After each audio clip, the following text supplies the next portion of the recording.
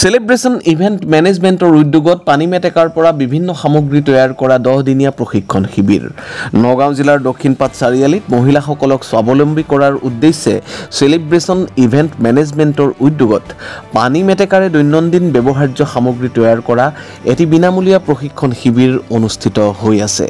21 জুলাইৰ পৰা 31 জুলাইলৈকে অনুষ্ঠিত হ'ব লগা এই শিবিৰত আত্মসহায়ক গোটৰ মহিলাসকলক সহজলভ্য পানী মেটেকাৰ পৰা বহু আকৰ্ষণীয় সামগ্ৰী তৈয়াৰ কৰাৰ প্ৰশিক্ষণ প্ৰদান কৰি থকা হৈছে পানী মেটেকাৰ দ্বাৰা নিৰ্মিত সামগ্ৰীয়ে জিঅ' আইডেন্টিফিকেশ্যন লাভ কৰাৰ পাছত সমগ্ৰ বিশ্বতে ইয়াৰ দ্বাৰা প্ৰস্তুত কৰা সামগ্ৰীৰ চাহিদা বৃদ্ধি পাইছে আৰু এই শিক্ষা গ্ৰহণ কৰিলে মহিলাসকল স্বাৱলম্বী হ'ব পাৰিব বুলি জানিবলৈ দিয়ে অনুষ্ঠানটিৰ মুখ্য উদ্যোক্তা বিজুমণি কাকতিয়ে এই 10 দিনীয়া প্ৰশিক্ষণ প্ৰদান কৰিছে মেটেকাৰ সামগ্ৰীৰে সমগ্ৰ দেশতে পৰিচয় লাভ কৰা মৰিগাঁৱৰ মহিলা মুন্মি দেওৰজাই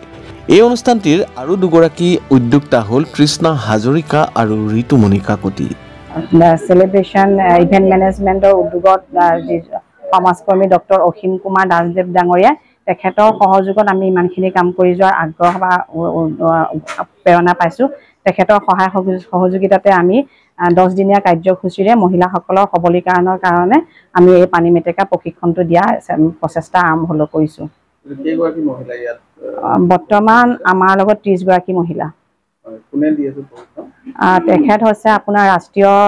প্ৰশিক্ষকপ্ৰাপ্ত মৰিগাঁৱৰ তেওঁ মুন্মি দেওৰজা হয় তেওঁলোক নিশ্চয় সুখী আৰু সুখী দেখিয়ে তেওঁলোকক ইমান গৰমতো এই জেগালৈ আহিছে এইটো শিকি পেলাই স্বাৱলম্বী হ'বলৈ ধৰক আজিৰ তাৰিখত চৰকাৰেও যথেষ্ট সুবিধা গ্ৰাম্য অঞ্চললৈ দিছে পঞ্চায়তৰ যোগেদিও আহিছে ব্লকৰ যোগেদিও আহিছে আৰু আমাৰ লগত যিনেকি আজিকালি গ্ৰাম্য অঞ্চলৰ মহিলাসকলক স্বাৱলম্বী কৰিবৰ কাৰণে আমাৰ যিসকল গোট আত্মসহায়ক গোট আছে গোটতো চৰকাৰে যথেষ্টখিনি সহায় সহযোগিতা কৰাইছে আৰ্থিক হিচাপেও তেওঁলোকক সহায় সহযোগিতা দিছে আৰু তাতে আমাৰ সকল ইয়াত আছে জীৱিকা সখী আছে বাইদেউসকলে যি বস্তুবোৰ আৰু ট্ৰেইনিঙো দিয়ে ব্লকত তেওঁলোকক এইবোৰ বিষয়ে ট্ৰেইনিঙো দিয়ে যিকোনো এগৰাকী মহিলা স্বাৱলম্বী হ'বৰ বাবে গতিকে এই গোটেইখিনি মহিলাসকলক আগবঢ়াই নিয়াত জীৱিকা সখী বাইদেউসকলৰ যথেষ্ট হাত থাকে আত্মসহায়ক গোটত আৰু আমিও এগৰাকী আত্মসহায়ক গোটৰে মহিলা সেই হিচাপে কথাবিলাক বহুত আমি ব্লকৰ পৰা গম পালোঁ আৰু তেনেকৈ আগবাঢ়ি যাম বুলি আমি চিন্তাধাৰাৰে আমি আগবাঢ়ি আহিছোঁ তেনেকুৱা এটা চিন্তাধাৰাৰে আৰু বৰ্তমান চৰকাৰে এই গ্ৰাম্য অঞ্চলৰ মহিলাসকলে যিবোৰ বস্তু উৎপাদন কৰি আছে এখন বহুত ধুনীয়া বাণিজ্যিক ৰাষ্ট্ৰীয় পৰ্যায়ৰ এখন মেলা এক্সিবিশ্যন গুৱাহাটী খানাপাৰা ফিল্ডত প্ৰতি বছৰে তেওঁলোকে কৰি আহিছে যিখনৰ নাম হৈছে সৰজ আৰু সেইখনতে মহিলাসকলে গ্ৰাম্য অঞ্চলৰ মহিলাসকলে এটা ভাল অৰ্থনৈতিক মানে সুযোগ পায় বস্তুবোৰ তাত ৰাইজৰ মাজত প্ৰচাৰ কৰিবৰ কাৰণে সুযোগো পায় আৰু অৰ্থনৈতিকভাৱে তেওঁলোকে তাৰ পৰাই ভালভাৱে এটা স্বাৱলম্বীও হ'ব পাৰে গতিকে তেনেধৰণৰ চিন্তাতে আমি আগবাঢ়ি আহিছোঁ মুন্মি দেওৰজা মোৰ ঘৰ বৰচিলা মৰিগাঁও ডিষ্ট্ৰিক্ট ভালে লাগিছে মহিলাখিনি বহুত আগ্ৰহী ভাল লাগিছে মই কালিৰ পৰা আহিছোঁ ইয়াতে কালি তেনেকৈ ইমানখিনি কৰাব পৰা নাছিলোঁ কালি ফাৰ্ষ্ট ডে বুলি আজি যথেষ্টখিনি কামত আগবঢ়া গৈছে আপোনাৰ থাৰ্মোকলৰ চেপখিনি আজি বনোৱা হৈছে মানে কি মেটেকাৰ যিকোনো এটা প্ৰডাক্ট বনাবলৈ হ'লে আমি থাৰ্মোকলৰ চেপটো বনাই ল'ব লাগে তেনেকৈ কৰি থাৰ্মোকলৰ চেপখিনি আজি বনাই লোৱা হৈছে আৰু বনাই পেলাই এতিয়া মানুহখিনিয়ে কামখিনিত মানে লাগিছে আৰু বহুত মানে মহিলাখিনি ভাল লাগিছে মানে আগ্ৰহী হয় তেওঁলোকে এনেকৈ যদি আগ্ৰহ থাকে যিকোনো এটা কামত আগবাঢ়ি যাব পাৰিব বহু সামগ্ৰী তৈয়াৰ কৰা হয় বুলি গম পাওঁ তথাপি কি বস্তু সকলোতকৈ বেছি ডিমাণ্ড হয় মেটেকাৰ বহু বস্তু বনাব পাৰি মানে আপোনাৰ 50টাতকৈ অধিক মানে বেলেগ বেলেগ আইটেম বনাব পাৰি কিন্তু আমাৰ গাঁথনিকেইটা হ'ল মেইন যদি আমি 4টামান গাঁথনি আছে সেই গোটেই গাঁথনিকেইটা যদি ভালকৈ শিকি ল'ব পাৰোঁ তেতিয়া আমি বিভিন্ন প্ৰডাক্ট বনাব পাৰোঁ বিশেষকৈ আজিকালি বাস্কেটটো বেছি চলে মানে শ্বপিং বেগ হওক ফুড বাস্কেট হওক সেইবোৰ বেছি চলে গিফ্ট বাস্কেটবিলাক বেছি চলে মই মেটেকাৰ কাম কৰি থকা আজি 7 বছৰ হৈছে 7 বছৰ মই যেতিয়া ট্ৰেইনিঙত এটা বেগ বনাইছিলোঁ 2017 চনতে সেইটো বেগ মোৰ এতিয়ালৈকে আছে মই এতিয়ালৈকে ব্যৱহাৰ কৰি আছোঁ যিহেতুকে মোৰ অভিজ্ঞতা 7 বছৰ মই 7 বছৰে গেৰেণ্টি দিম মানে 7 বছৰলৈকে প্ৰডাক্টটো মোৰ ভালেই হৈ আছে সাৱধানতা মানে যিকোনো বস্তুৱে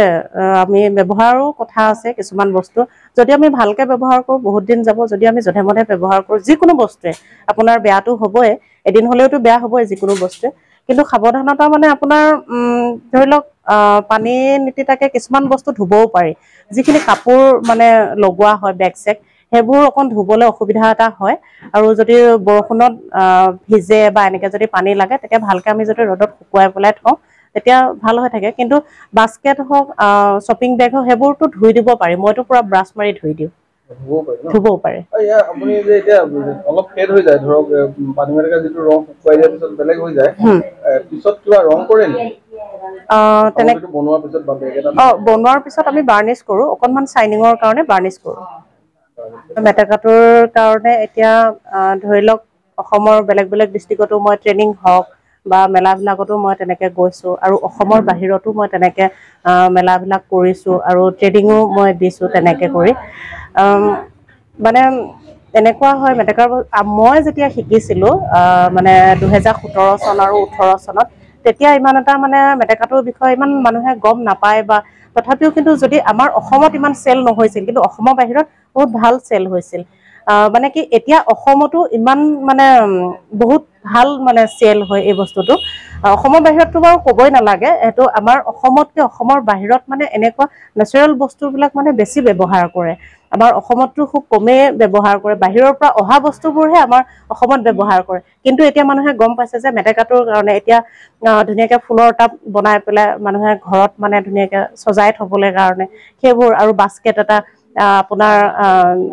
ডাইনিং টেবুলৰ ওপৰত ধুনীয়াকৈ ফুড বাস্কেটটো থ'ব পাৰে বা ড্ৰয়িং ৰুমত ঠিক তেনেধৰণে। আৰু প্ৰায় মানে দেখিবলৈ পোৱাই যায় ডাইনিং মেটটো আমাৰ মেটেকাৰ মেটটোৱে ব্যৱহাৰ কৰে, মানে অকণ ষ্টেণ্ডাৰ্ড লাগে, ভালো লাগে তেনে।